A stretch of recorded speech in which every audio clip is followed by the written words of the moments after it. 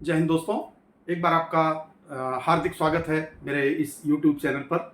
और मैं आज ये शेयर करना चाहता हूँ कि अब यूके से एक 40 सदस्यीय जो इंजीनियरिंग टीम आएगी उस F-35 को रिकवर करने के लिए। ये एक सूचना है। मुझे ये सूचना सुन करके कुछ अंदर अंदर हंसी भी आ रही थी और साथ साथ मैं कुछ अनुभवों के आधार पर आपसे कुछ साझा करना चाहता था, तो इसी के लिए आज आपके सामने फिर उपस्थित हुआ हूं। तो अगर आपने अभी तक हमारा ये चैनल सब्सक्राइब नहीं किया है तो कृपया चैनल को लाइक, शेयर और सब्सक्राइब कर दें, क्योंकि आपके एक सेकंड के इस सब्सक्राइब करने के एक्ट से मुझे बहुत सपोर्ट मिलता है और जिससे कि आपको हमारे वीडियोस स्वतः ही मिलते रहें। तो आइए अब इस पर चर्चा करते हैं।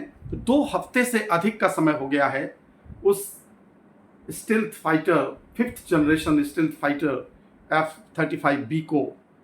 वो वहाँ पर घुटने टेक कर बैठा हुआ है और उठने का नाम ही नहीं ले रहा है। दोस्तों, चूंकि एविएशन फील्ड से जुड़ा रहा हूँ और 40 वर्षों का अनुभव एविएशन का रहा है, तो मैं एक चीज़ ज़रूर कहना चाहता हूं कि हमारे भारतीय जो टेक्नीशियन हैं और जो भारतीय इंजीनियर हैं, उनकी क्षमता पर हमें गर्व होना चाहिए।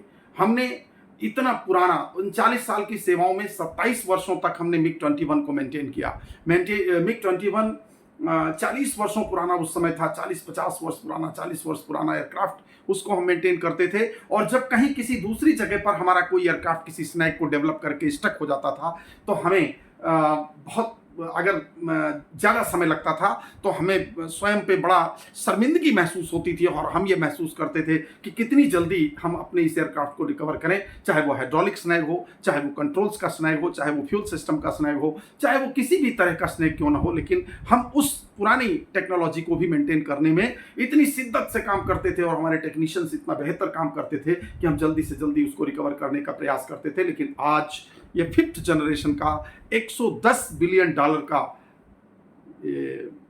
एयरक्राफ्ट, 110 मिलियन डॉलर का एयरक्राफ्ट, मेरी समझ में नहीं आ रहा है कि इतना महंगा aircraft 5th generation stealth fighter ये घुटने टेक के बैठा हुआ है और ये अभी तक तो रिकवर हो नहीं पाया है।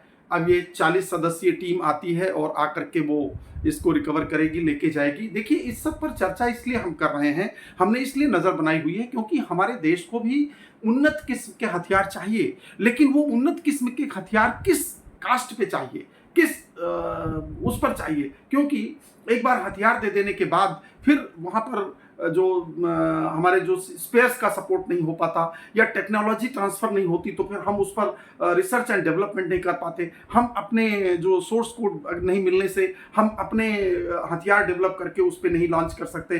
तो इसलिए उसके लिए हमें जो वहाँ से उसके लिए जो हथियार खरीदने पड़ते हैं, जो उसके साथ साथ जो मिसाइल्स और बॉम्ब्स और रॉकेटरी सिस्टम्स जो खरीदने पड़ते हैं, उनके लिए हमें जो एक्स्ट्रा पेमेंट करना पड़ता है वो गवर्नमेंट एक्सचेकर पर हमारे देश पर बहुत भारी पड़ता है। तो इस वजह से ही हम लोग इस पर चर्चा कर रहे हैं और हम चाहते हैं कि हमारे देश को उन्नत किस्म के हथियार चाहिए, लेकिन हमारे टर्म्स कंडीशंस पे चाहिए। अब वो भारत नहीं रहा। हमारे यहाँ टेक्नीशियंस, इंजीनियर्स के अंदर वो क्षमता है कि वो चीज़ों को अपग्रेड करेंगे, लेकिन केवल देश को उन्हें पहचानने की आवश्यकता है, उनको महत्व देने की आवश्यकता है। और जब उनको महत्व दिया जाएगा और उनको फ्री हैंड दिया जाएगा, उनको सपोर्ट किया जाएगा, तो वो डेफिनेटली एक से एक बेहतरीन चीज़ का उत्पादन करके दिखाएंगे। अगर दुनिया में कोई भी कुछ भी बना सकता है तो वो हमारे देश के जो युवा हैं वो ज़रूर बना सकते हैं, ऐसी मुझको पूरी तरह से उम्मीद है। तो इसीलिए दोस्तों, हम इस F-35 की रुखसती पर देखेंगे। 2 हफ्ते का समय ऑलमोस्ट हो चुका है, लेकिन अब आज या कल में, शायद आज हो सकता है, उनकी जो यूके से 40 सदस्यों की टीम आ रही थी उसको रिपेयर करने के लिए, वो आ भी जाए। और जिस जहाज को वो उसी बरसते हुए पानी में खड़े रहने के लिए उन्होंने छोड़ा था, ऑफर करने पर भी किसी हैंगर में मूव करने को तैयार नहीं थे, अब उन्होंने हैंगर भी मांगा है और जो वहाँ पर जो मेंटेनेंस फैसिलिटी हैंगर है उसमें उसको मूव किया जाएगा और वहाँ पर फिर मदद भी मांगी है।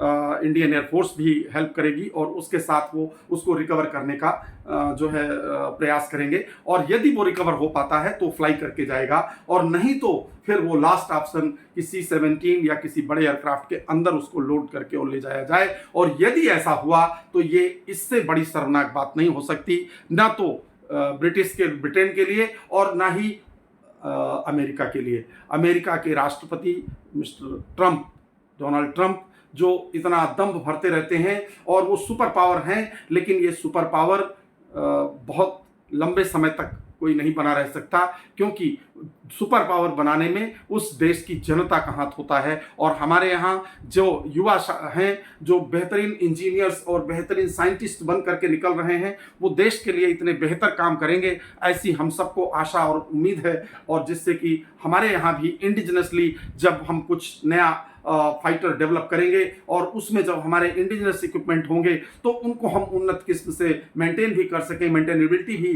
जो है मतलब वो सस्ती होगी। और दूसरी चीज़ ये है कि हम दूसरे देशों को उसका जो है निर्यात भी कर सकेंगे। और आज लड़ाई दुनिया में इसी बात की हो रही है। पहली लड़ाई तेल के लिए हुआ करती थी, और दूसरी लड़ाई अगर होती है कहीं पर तो वो सिर्फ हथियारों की सप्लाई के लिए होती है, क्योंकि इन्हीं दो सेक्टर से पैसा उगा करके और ये बड़े बड़े जो धनवान देश हैं, ये अपने आप को जो है संपन्न देशों की श्रेणी में रखते हैं। तो इसलिए हमारे देश को भी, अब हमारे देश के युवाओं को आगे बढ़ना है, और बढ़ करके इस चीज़ से देखना है कि एक उन्नत किस्म का डेवलप किया हुआ एयरक्राफ्ट भी 2-2 हफ्ते तक घुटने टेक के बैठा हुआ है, और वो रिकवर होकर के अभी तक जा नहीं पा रहा है। तो लेटेस्ट अपडेट अब तक इसमें यही है दोस्तों, कि शायद आज या कल में वो टीम वहाँ से लैंड करेगी, और इंडियन सपोर्ट के साथ में हमारी जो repair and servicing facility hanger है,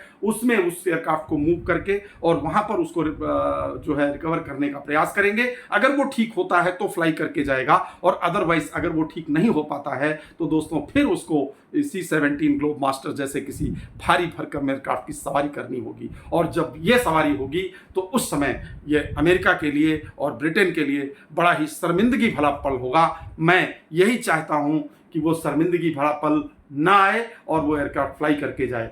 इसी के साथ जय हिंद दोस्तों, जय हिंद, जय भारत, वंदे मातरम। हमारे चैनल से जुड़े रहने के लिए लाइक और सब्सक्राइब जरूर कीजिएगा दोस्तों। आपके सपोर्ट से ही हम ये वीडियोस आप तक पहुंचाते रहेंगे। एक बार पुनः आप सभी का अभिनंदन। जय हिंद।